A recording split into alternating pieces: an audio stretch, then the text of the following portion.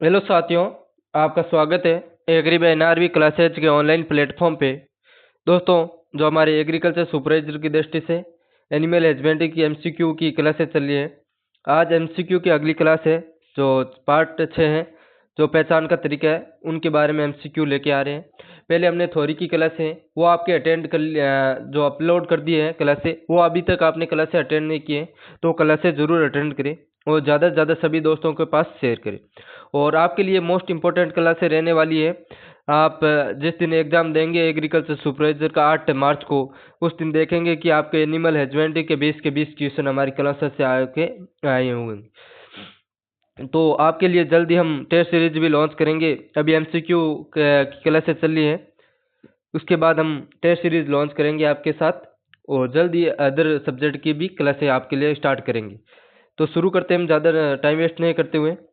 और तो ये पहचान के तरीके इसके बारे में हम आज जो एमसीक्यू है, तो अगला पहला क्वेश्चन है कि गाय भैंस में शरीर का वजन मापने के लिए सबसे ज़्यादा काम में लिया जाने वाला सूत्र कौन सा है। कि गाय भैंस में शरीर का वजन मापने के लिए सबसे ज़्यादा काम में लिया जाने वाला सूत्र कौन सा है। शेपर फार्मूला, अग्रवाल फार्मूला, मलक फार्मूला, ब्रंडी एंड टेंस फार्मूला। तो किसको सबसे ज़्यादा काम में लिया जाता है, तो सबसे ज़्यादा आपके इसको शेपर्स ये शेपर फार्मूला को काम में लिया जाता है। ये ऑप्शन इसका राइट है। अगले क्वेश्चन की बात करें तो ये क्यूआर कोड दे रखा है हमारे टेलीग्राम ग्रुप का, जिससे स्कैन करके आप ज्वाइन हो जाइए ताकि आपको पीडीएफ और अन्य कोई जानकारी हो उपलब्ध हो सके। और ज़्यादा से ज़्यादा सभी दोस्तों के पास वीडियो को शेयर करें। अगला क्वेश्चन है कि किस जानवर का वजन मापने के लिए टेबल बैलेंस काम में लेते हैं। टेबल बैलेंस किसको काम में लेते हैं। गाय में, भेड़ में, कुत्ता में, खरगोश में। टेबल बैलेंस मतलब टेबल पर रख के मापे जाने वाला जो होता है आपके उपकरण, तो किसको काम में लेते हैं, तो इसका आंसर होगा खरगोश को सबसे ज़्यादा काम में लेते हैं टेबल। ठीक है। और अगला क्वेश्चन है कि सामान्य वयस्क जानवर का वजन माह में कितनी बार मापना चाहिए। तो कितनी बार मापना चाहिए, 1 बार, 2 बार, 3 बार, 4 बार। तो कितनी बार मापना चाहिए, माह में 1 बार। थोड़ा जुकाम लगा हुआ है तो इसके लिए थोड़ी माफी चाहते हैं। तो और अगला क्वेश्चन है कि शेपर सूत्र कौन सा है। शेपर सूत्र कौन सा है। LG/Y, LG² 300, LG²Y, LG² 600। तो इसका आंसर क्या होगा, आंसर इसका करेक्ट है LG²/300, B answer is correct. अगले क्वेश्चन की बात करें तो शेपर सूत्र के द्वारा गाय का वजन ज्ञात करने की इकाई कौन सी है। पौंड में मापते हैं, किलोग्राम में, सीर में या ग्राम में, किस में मापा जाता है। शेपर्स का जो है तो आपके पौंड में मापा जाता है। ठीक है, 2.5 पौंड बराबर 1 kg होता है। अगले क्वेश्चन की बात करें तो इससे पहले आप देख सकते हो कि ये चतुर्श्रेणी की दृष्टि से आप राजस्थान कृषि परीक्षा की दृष्टि से जो हिस्ट्री की एमसीक्यू की क्लासें ले रहे हैं यशवंत कुमार सर, आपके सुबह 8 बजे रोजाना आपके लिए मोस्ट इंपॉर्टेंट क्वेश्चन लेने वाले हैं। ये क्लासें भी जरूर अटेंड करें और ज़्यादा से ज़्यादा सभी दोस्तों के पास शेयर करें वीडियो को। और क्यूआर कोड दे रखा है पीछे, आप जो स्कैन करके ज्वाइन हो जाइए व्हाट्सएप ग्रुप पे, ताकि आपकी कोई भी सूचना मिले वो आप तक पहुंच सके।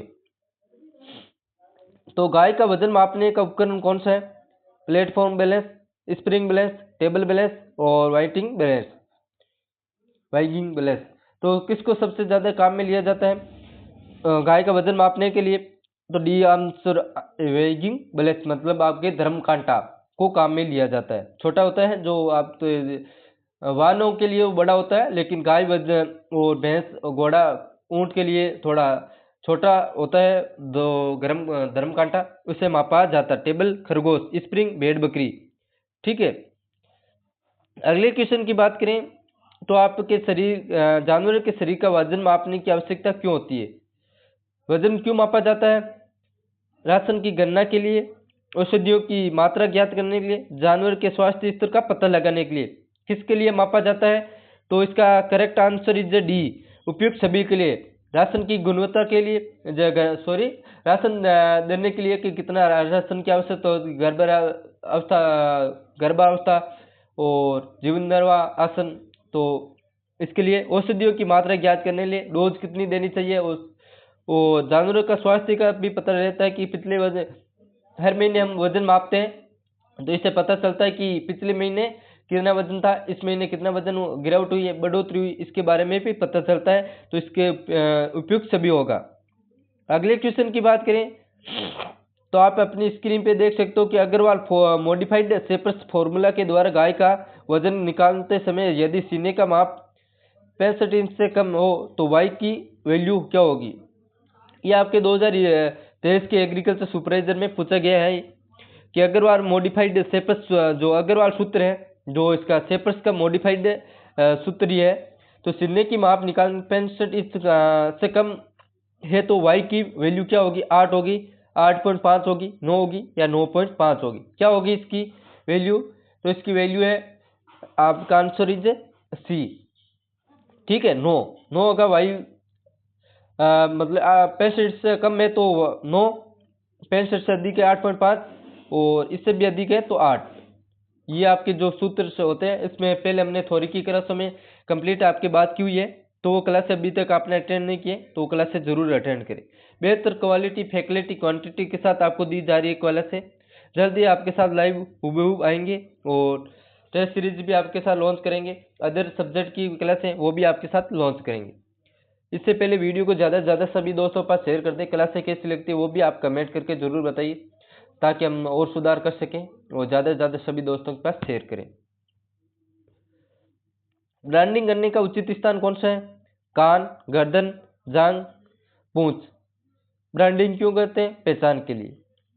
ठीक है, तो इसका मतलब काम उचित करना है जांघ के राइट जांघ के नीचे। ठीक, तो जांघ की, ठीक हो गया। अगले क्वेश्चन की बात करें, हॉर्न मार्किंग किस जानवर की पहचान का तरीका है, घोड़ा, गाय, कुत्ता, भेड़। हॉर्न मार्किंग किस में करते हैं, तो हॉर्न मार्किंग आपके गाय में करते हैं। करेक्ट आंसर इज काऊ। अगले क्वेश्चन की बात करें, हुप मार्किंग किस जानवर की पहचान का तरीका है, हुप मार्किंग किस जानवर में पहचान का तरीका है, घोड़ा, सुअर, भेड़, ऊंट।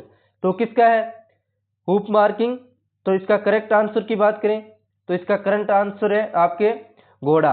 A option is correct.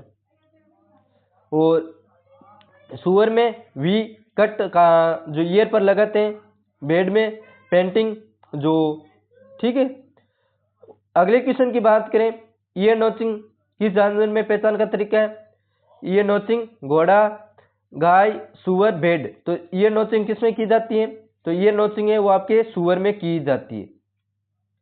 अगले क्वेश्चन की बात करें तो आप यहाँ देख सकते हो कि भेड़ बकरी बछड़ों में पहचान का स्थायी तरीका कौन सा है, tagging, tattooing, branding, ear notching.